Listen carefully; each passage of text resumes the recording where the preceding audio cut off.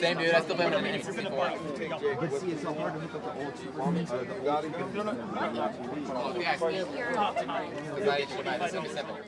That Rise game? Yeah, that looks awesome. It looks amazing. Good. It's really good. Every single trailer that I see, I'm like, oh my god, I'm gonna go for that. All right, I'll take that. Damn.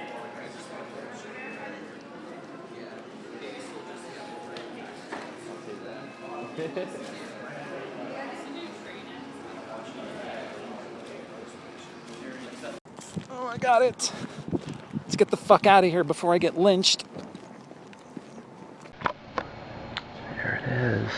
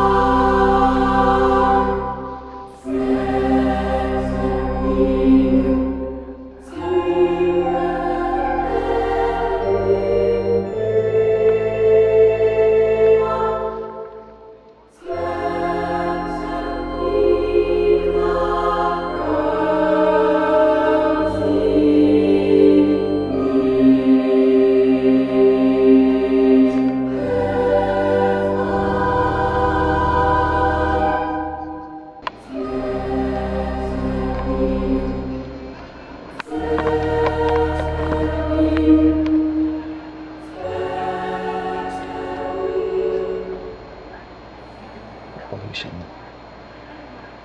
starts today.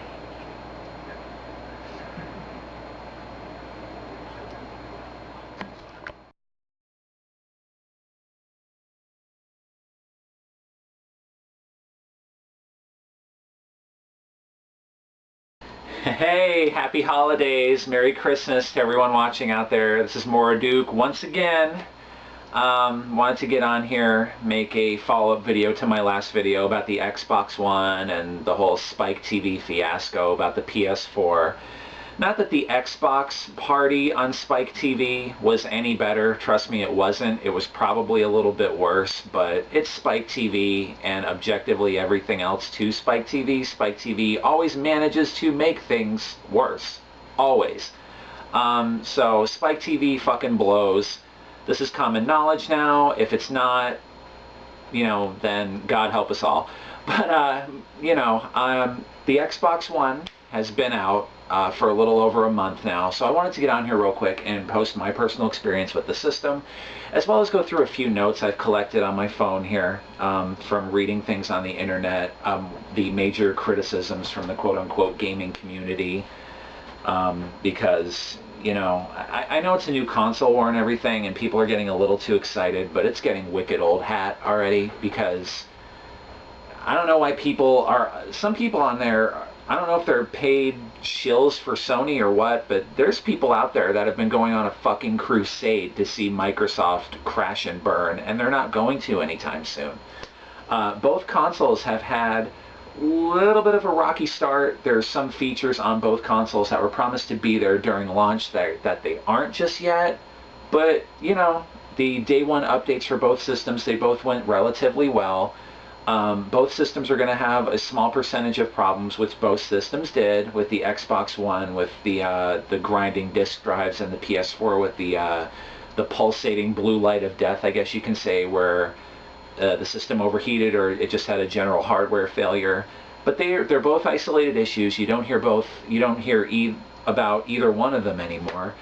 And Microsoft actually went to very good lengths with doing this whole advanced exchange program they were doing, where they would send out a replacement console for you after putting a hold on your credit card before they get the and they take it off when they get the defective system back, and you got to download a free game for your trouble, a free first-party game. So that was pretty decent of them. They didn't have to do that. So, you know, and it's going to be a general kind of subtle thing when I talk about the system, is because I think Microsoft is really behind the console this time. You know, as they say, third time's a charm, so here's hoping. I mean, I see a bright future for this console. I have no regrets buying it whatsoever. As far as the hardware goes, it's fantastic. You don't need to worry about overheating this time. If Microsoft got one thing right about this console generation 110% of the way, it's having a good system architecture, having, you know, making sure there's plenty of room for the hardware to breathe inside the console. I've left this fucking thing on for days in a row, and the top of it, where there's this ginormous fucking fan on the top of it to the right side of the console that blows hot air up, that's the only part that even gets warm. It doesn't even get hot, and the rest, like even like the vents on the sides, all the rest of the console, it stays completely cool to the touch. So excellent job on the you know, keeping the thermal footnote on the system very low. My biggest gripe with the system is something that's been solved with the first system update, and that's I couldn't connect to my wireless network. My Xbox 360, every single thing I've done with that has always been wireless. That thing has never even seen a fucking Ethernet cord. I don't even think it knows what it is. I've downloaded everything wirelessly, played games wirelessly, etc. Never had a problem.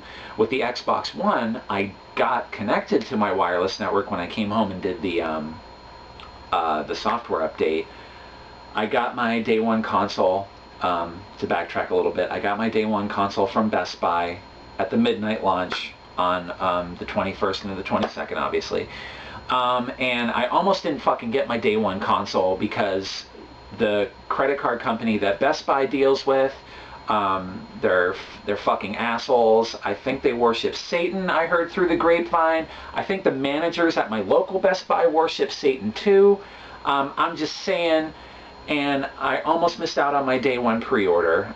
Thank God they had an extra day one console there, because I got my day one console. I was not leaving there without a day one console, because I pre-ordered it 6 months ago and it was supposed to be paid for, but it wasn't. So, in summary, Best Buy can suck thousands of bags of dicks for all eternity. Going back to the system. What I was saying about the day one update. Went through fine on my wireless network, but then my wireless network kind of crapped out, and thank God I bought a 25-foot, I have like a fucking 25-foot Ethernet cable running across my floor. I got on Amazon for like $4.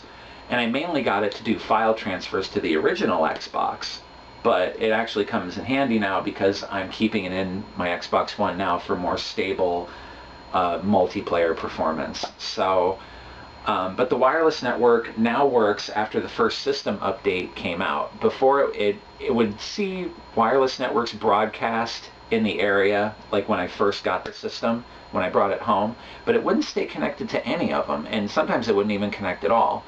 And I tried everything. I tried unplugging my router, my modem, I don't know how many times.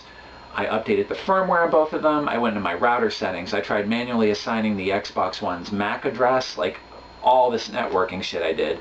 I went into different wireless modes. I tried different wireless channels. I tried, you know, moving my network in and out of the DMZ. And I eventually called Xbox support because they were doing that advanced exchange return program. And you know, it wasn't a huge issue because, like I said, the Ethernet cable, but I did want a $500 console I bought in 2013 to connect to the my wireless network if I needed it to do that. I mean, that's not asking for the fucking moon or anything. It should just do that. So we went through some of the networking steps again, yada, yada, yada. But the guy on the Xbox support line was really nice. He said, my Xbox isn't broken. It's not an isolated issue. There are many, many other people that have been having an issue, and it's going to get updated through a system update or a dashboard update or whatever. I'm like, okay, buddy, whatever. So lo and behold, the first system update comes out like 2 weeks after the console is launched, and the very last footnote in the patch notes says improved wireless drivers for people who are having Wi-Fi connectivity issues. Awesome. So I downloaded it. Lo and behold, now I can connect to my wireless network. I have no NAT issues. It always stays open. It's great. That's the biggest issue I had with the system. What else? The Kinect works fine. Me and my fiance, we talked to the Kinect. We've had 0 issues with it. There's a few comments where there's a few commands, like if you're talking just a little too fast or you wait for a long delay, and then the Kinect will stop listening after about like 15 seconds or so, and it'll go back to not listening, so it doesn't pick up something by mistake, because it assumes you're not going to say anything else to it. There's been maybe a few times, like I can count them on one hand how many times that's happened, maybe 2 or 3. But for the most part, it works great. I only wish that, you know, going into the nitpicks of the console a little bit, I wish that it would recognize more websites when you're surfing the internet with it. And I wish that it would recognize more TV channels. If you're looking for TV channels, since we have ours connected to the Dish network here. All right. And if you can see it here, I'll even show you, it's right over here. Ba-bam! There it is. There's Cecilia, the sexiest piece of hardware known to existence. And then pa-pow, we got some KI on the tube here, motherfuckers. There it is right there. You're not going to see me play it right now because I'm fucking terrible at it. But yeah, been playing that. So let me fix the angle here so we can talk about some Xbox One a little bit more. Perfect. But yeah, I've put about 30 hours into Battlefield 4. And I'll do an impression video of that after this, so I'll keep that separate, just like I did with Battlefield 3. Like you saw, I've been playing Killer Instinct. Been going through the dojo, the very, very thorough dojo. You know, I'm not much of a fighting game. You know, I'm not very good at fighting games really, so I'm kind of learning the ropes, still trying to get combos down and stuff, but it's an excellent game. I'm not going to blame my lack of skill on the game, obviously. And I also bought, since I'm a huge fan of Panzer Dragoon, I bought Crimson Dragon. But I've been so busy with these two games and just been busy with a lot of shit recently. There's so much more material I want to put on YouTube, and I just haven't gotten to it, and I apologize for that. Been slacking a little on the Mantra videos, and I apologize. But going back to the Xbox, you know, I haven't gotten time to play Crimson Dragon because of these two games, but I'll post an impressions video of that when I get to it, hopefully soon. I'm trying to think of what else to say about the console that I've noticed. Let's see. No overheating issues, virtually no Kinect issues.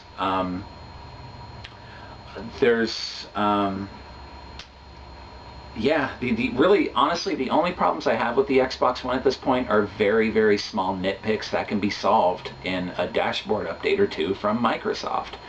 I don't like how I can't see who on my friends list is signing in and signing out. You definitely saw a lot of that on the 360, and there's really a lack of a guide. Like if you just press the main Xbox button on the controller, it just takes you back to the home screen. On the 360, obviously, as you know, it would take you to the guide. So you can see who's on, who's not, and you can do that here, but I miss the pop-up notifications if I'm waiting for certain friends to come online. Like, there's none of that. You can't tell how much hard drive space you have left with the games and apps you have installed. It comes with a 500 gig hard drive. And you know, you're going to lose some space out of that once the drive is properly formatted. So we're at less than 500, and we're probably at almost less than 400 because the three operating systems that work in tandem together to give you the Xbox One experience, that takes up a little bit of space as well. So the only way you can do it right now is you have to go into My Games and Apps, and you have to look at all your games and apps installed on your system, and you press the status button on the controller, and it shows you how much space it takes up right by the uninstall option. So you gotta fucking sit here with a fucking calculator like it's fucking 1918 or something, and you have to manually add up everything to get a general idea of how much space you're taking up on the system. That's bullshit. Patch in, just put it in semi-small text somewhere on the guide. It's not going to be too obtrusive, Microsoft, of how much hard drive space I have left. I know they did that to kind of keep the experience easy for some people, because, you know, just seeing how much hard drive space you have left would totally fluster a lot of people out there.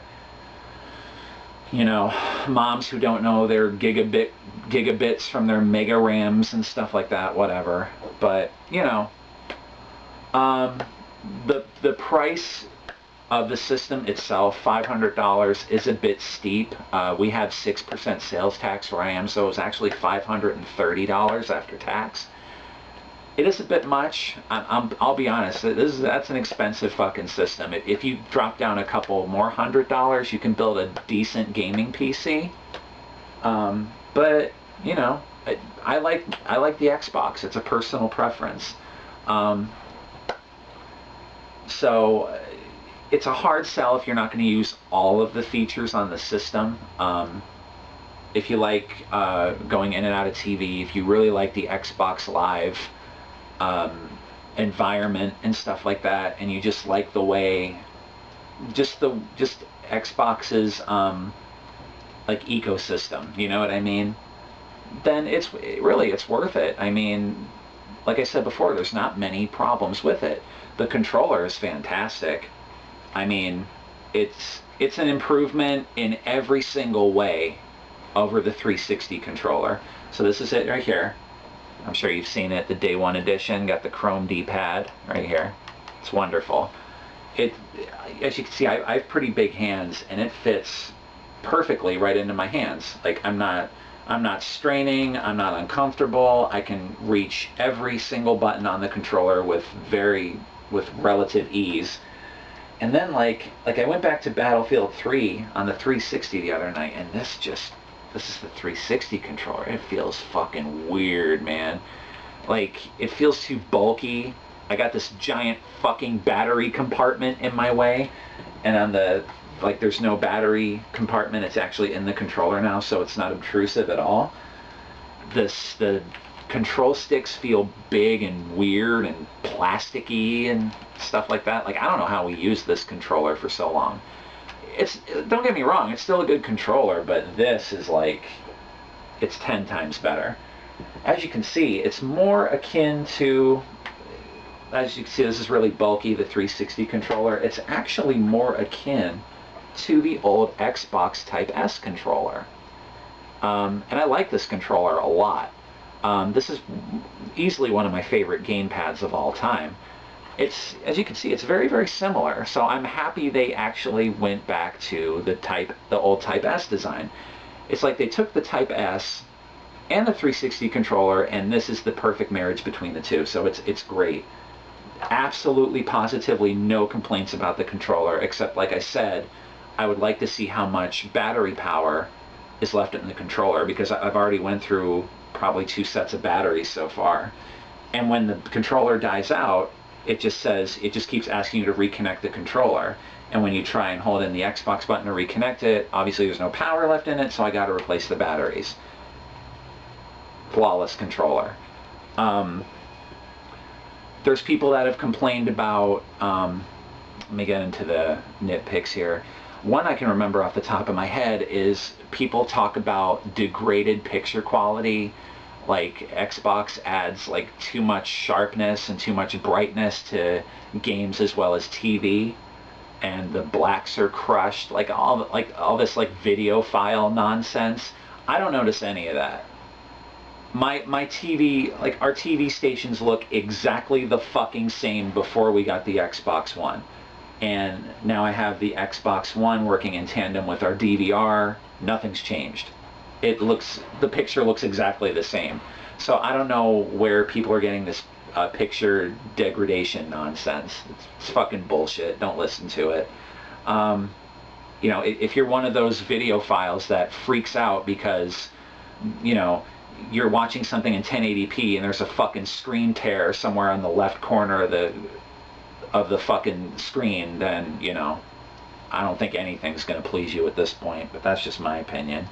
One of the first major issues that the internet was talking about, but before I get into that, I'm trying to think, was there anything else about the system? I think I covered everything. There was one, there was another little nitpick about the achievements. IGN actually touched on this, was where the achievements look a lot better. Like, all of them have their own art now pertaining to what game it's a part of or what app it's a part of, and you can see exactly what the achievement is if you haven't unlocked it yet. The description is right there. But for the ones you have completed, when you go to the achievements app and you actually look at your completed achievements, you don't see the description on it, and it kind of takes like 4 or 5 seconds to load the achievement, and then you can actually see what it is, and then you have to back out to the menu again.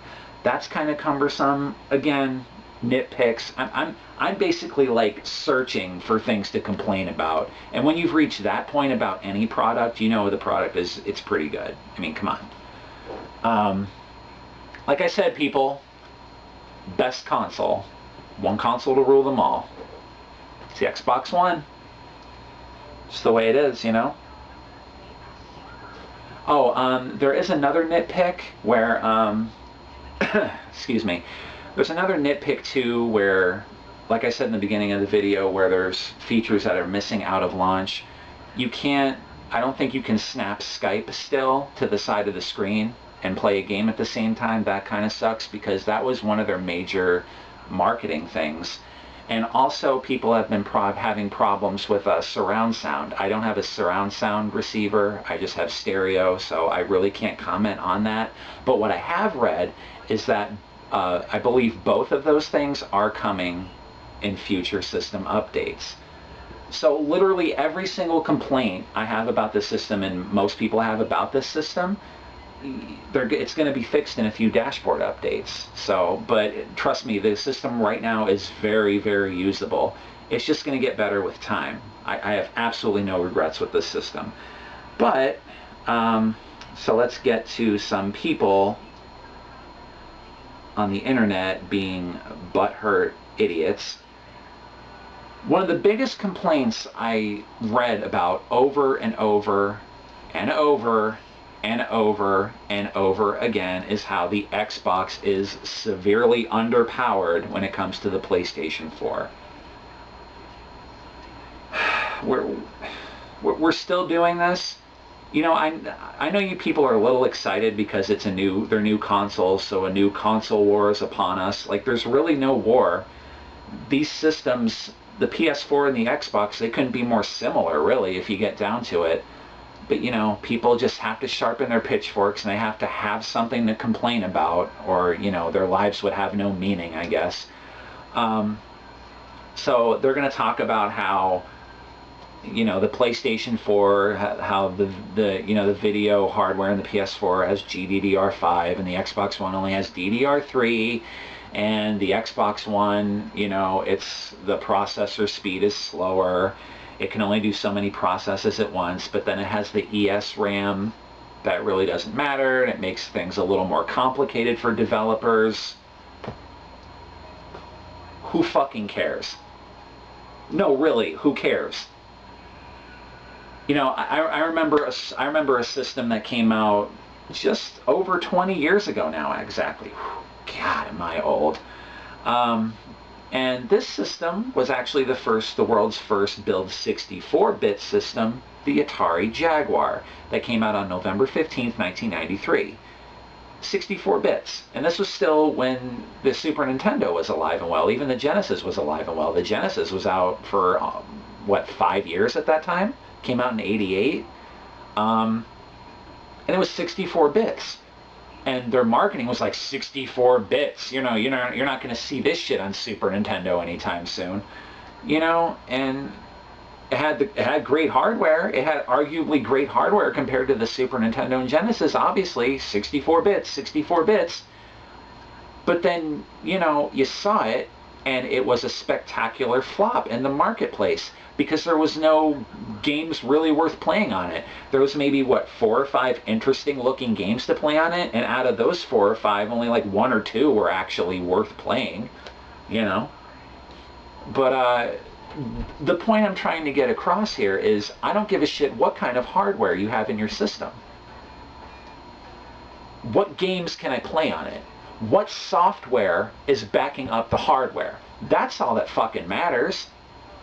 I don't give a shit if you give me a console that, you know, it's a miniature pink whale with fucking semen shooting out of the top of it, and it goes, you know, yippee-ki-yay, motherfucker, and eats a biscuit once in a while. Like, I don't care what it looks like. What games can I play on it? That's the difference between, you know, these fucking people who shill for these companies and real gamers. I look at a console and I go, okay, looks good, has, you know, what can I play on it? So, like, every single console launch, I've never been one of these people that looks at hardware specs and goes like, oh, you know what, I'm going to choose this console because it has, the CPU in it is operating at 233 more megahertz than this console, so clearly this console is going to be better. Like, who fucking does that? Like, are you crazy? What games can I play on it? I don't give a fuck. I don't care if there's fucking hamsters running on wheels inside the fucking thing. If there's games on it that look compelling and look interesting and look fun, and I can't play those games anywhere else on any other platform, I'm going to buy the platform. Done. Solved. Case closed. Period. That's where I come from, and I think if you're an unbiased gamer, that's where you should come from too. Hardware means fuck all without the software to back it up. Simple as that. Let's see what else here.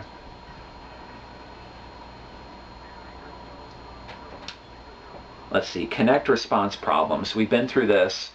It's not the greatest, like it doesn't recognize a lot of websites if you're using it to surf Internet Explorer, but in 2013 when you have a laptop and a cell phone, why the fuck are you using your Xbox One to surf the internet? You know, it's well, I'm kind of making an excuse for it there, but the point I'm trying to make is it's going to get better with software. You know, the more updates Microsoft sends out with the Kinect and the system, the more websites it's going to recognize, the easier the experience is going to be. But, you know, I didn't buy a $500 video game console to surf the web. I can do that with my cell phone. Like, come on. Sort of legitimate complaint, but again, I would downgrade it to Nitpick in a hurry because that's what it is. You know, the Kinect is really great. It's really heavy. It looks like it's built really well. The camera in it is outstanding.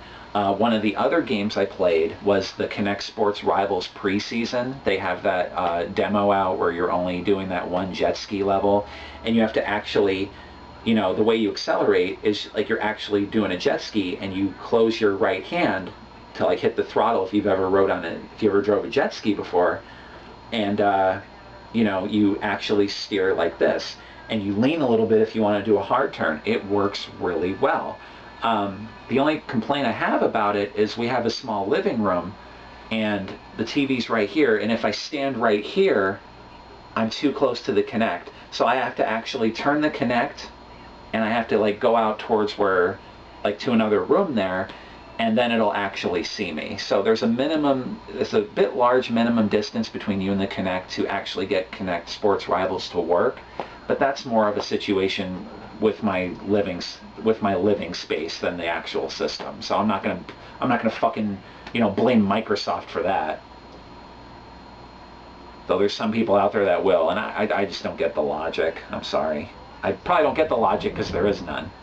Moving on, microtransactions in launch games. Yeah, that kind of sucks. I've been reading a lot about Forza 5, how they made the grind to get new cars much more substantial than how it was even in Forza 4, because they want to get you to buy these tokens with real money to unlock all the cars faster. Then again, I've been reading other trip reports about people have been doing on the game where they don't see a need to buy tokens because they make enough tokens or credits or whatever after races just playing the game the normal way, and they also make credits with the drivatars that are working for them when they're not actively playing the game. So there's conflicting reports there. My whole take on it is, as long as the microtransaction options are like cheat shortcuts and shit like that, if it's not something you that, you know, if it's not a tangible item in the game that, you know, adds to the experience in any way, I don't care. If it's just unlocking, like if it's just a shortcut to get to the top, you know, whatever. Let people who want to do that do that. That's not my thing. I like earning everything I have in the game. I like playing games legit, like I've said many times before in my videos, I'm sure. If it's actual stuff that's in the game, that's when I kind of have a problem with it. Like even if it's costumes and stuff for fighting games, it sucks that stuff is taken out of the game. If it's cheat stuff, I don't care. But the bottom line is, we're just gonna have to deal with it. You know, it's gotten to this point. I don't know how we let it get to this point, but microtransactions aren't going anywhere anytime soon, guys. So get used to it. If it's optional stuff, then I don't care. You know, I can just bypass it and have a good time, like cheat shortcuts. If it's stuff I can use in the game, like paint jobs, even if it's like cosmetic stuff, if it's an actual cosmetic item, yeah, that kind of sucks, but, you know, legitimate complaint. But it's not really rampant, thank God. So I heard Crimson Dragon had a lot of had microtransactions in it too, with gems or something like that, but hopefully they're just optional. I'll have to play that soon. I have no time. Controller issues, we went through that. There's absolutely positively 100% no issues with this controller. If I had to complain about something, I complain about the fact that getting another controller is $60. $60 for a controller? Come on. Jesus.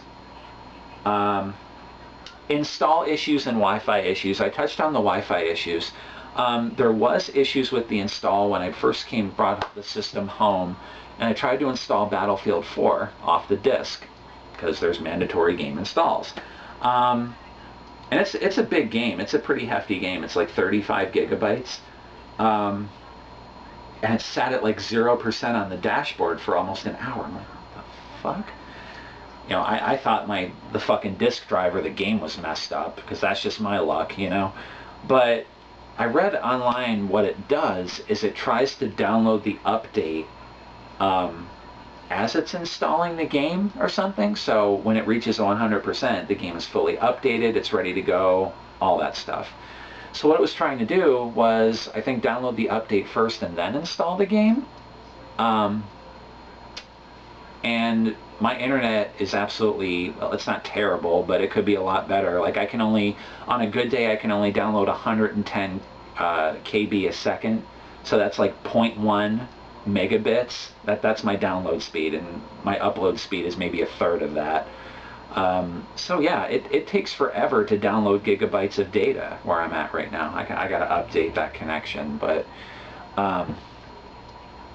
you know, so what you had to do was you had to disconnect the console from the internet, install the game, and then reconnect the system to the internet, and then it gets the update. After that, things went a lot more smoothly with that. Because another cool thing is with the games on here, when they're like maybe 20-25% of the way installed, you can actually start playing them. I haven't personally done that. I always wait until it's fully downloaded so nothing like messes up or anything, but it's a cool feature to have. The problem with Netflix and other apps being behind a paywall, yeah, that's kind of dickish, I have to admit, especially with the PS4, where Sony was nice enough to where you still need a PlayStation Plus subscription to play multiplayer games on the PS4, but you can still use, if you don't have a PlayStation Plus subscription, you can still use stuff like Netflix, you can still use Hulu, stuff like that. With the Xbox, you have to have Xbox Live to use all that stuff. That's what they mean by these apps being stuck behind the Xbox Live paywall. Really, the only excuse I can say to that is they do it because they can. And really, if I can kind of play devil's advocate here in Microsoft's favor, if you have an Xbox, why wouldn't you have Xbox Live?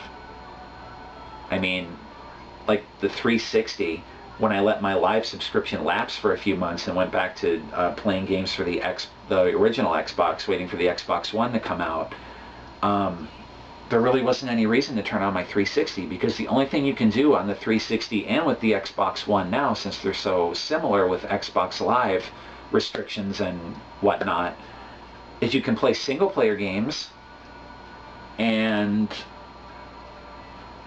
can you even message people on just like a silver account, like a free account? I don't even know if you could do that, but you can play single player games. What else can you do? You can play single player games like that. That's really all you can do. So if you don't have Xbox Live, like, why the fuck do you have an Xbox? You know, I think I've said it before, where I've always seen Xbox as a more multiplayer centric console, and I've always seen the PlayStation as a more single player centric console. Most games on PlayStation are built for single player experiences, you know, in my personal opinion. A lot of Xbox is it's around that Xbox Live ecosystem. So really, you know, you should have Xbox Live anyway to get everything out of the system. So I mean, yeah, it sucks, but really, like, I don't know if that's really a legitimate complaint or not. It sucks, but, you know, why don't you have Xbox Live and you have an Xbox? I don't get it. And if you can afford a $60 game once in a while, you can afford $60 a year for Xbox Live. And even then, if you search around for sales and stuff, you should never ever pay the full $60 for Xbox Live, ever. They constantly run deals. I'm sure there's deals going on right now for the holidays where you can buy 12 months for $35, $40. The lowest I've probably ever seen a 12-month subscription is $30, literally 50% off. I know because I bought it at one time at that price. So really, like, come on. You can afford $35, $40 a year. Sharpness filter, we've been through that. That shit doesn't exist. Surround sound, I went through that. I don't have surround sound, but that's coming later in a patch for you people who do. People are actually complaining about how you had to leave the Xbox One on to watch TV since there's no like pass-through signal that goes through to that. Again, that's a minor nitpick. I mean, the Xbox One doesn't take up that much power. I think the PS4 actually takes up slightly, it uses up slightly more wattage than the Xbox One does. So, I mean, that's what it was built for. So, I don't know why you would complain about that. So what? So you have to leave it on to watch TV. Like, I swear there's going to be a motherfucker out there who complains about, like, oh, you have to keep it on to play a game, too. Like, people on the internet are just fucking strange. I mean, we're all a little strange. I'm even a little strange, but at least I have a little bit of common sense, I'd like to think. Moving on. A large amount of input lag if you were to connect, like, another system through the Xbox One. I mean, I never even thought of doing that. You know, maybe for people who are trying to save like an HDMI port on their TV. You know, I can see how someone would have thought of that, but they say like there's like a second of lag. Like if you were to hook your PS3 or your PS4 through the Xbox One and play it like that, like using an input on top of an input, and it doesn't surprise me that it lags because it wasn't built for stuff like that. It was just built for a cable box to go through the system. There's no lag with the cable box or anything like that, but, oh, excuse me. But, you know, that's a minor complaint. But yeah, the Xbox One is a great system. The PlayStation 4 is a great system in its own right. I just have no use for one right now. Eventually, I'm going to come out and say this again. Eventually, I'm going to have all the systems because I'm a gamer. I want a 3DS. I want a Vita. I want a Wii U. I want a PlayStation 4. You know, like, I want those systems, but I'm going to wait till they drop in price, and I'm going to wait till there's more compelling software on them to back up the hardware, like I said before. But as far as the Xbox One goes, it's definitely going to be my primary system for a long time. And I love it. Absolutely love it. Yeah, they could have really fucked this system up really, really bad, but they didn't. I'm actually very impressed. Another big complaint now that it's coming to me is people wished there was a Kinectless version of the Xbox One, and that's bullshit because a lot of what the Xbox One is and does and how it functions as a multimedia device in your living room has a lot to do with the Kinect. If you can unplug the Kinect after you download the day one update, and I actually read people like, oh my god, thank god I updated the system, now I'm going to disconnect the Kinect and throw it in a closet. What are you, fucking stupid? Like, are people that paranoid that the NSA is watching you through the fucking Kinect? Like, you know, if the NSA wants to spy on our little apartment here and watch me play fucking Battlefield 4 in my underwear and drink Diet Pepsi, go for it. You know? Here's to you, NSA. You know, thanks Obama, fuck America. You know, no one cares. Like people that have like Facebook accounts and Twitter accounts, like you honestly think the government doesn't already have information on you if they find it useful, and you're going to complain about the fucking Kinect of all things? Your privacy's been breached for years. The Kinect's not any different. The Kinect isn't going to make anything better or worse. It just is what it is. I mean, that's in these fucking license agreements we all agree to when we buy this stuff and we play these games and we hook up this hardware. That's just how it is, you know? Our country, the idea of our country is great, but it really needs to get its priorities in order. But that's another video. So I'm going to end this video here. It's probably like 30, 40 minutes long or whatever the fuck. I have no idea how long I've been sitting here. But the bottom line is, I love the Xbox One. I have no regrets buying it. I still, in my personal opinion, I still think it's the best console this generation, though the PS4 does have its strong points too.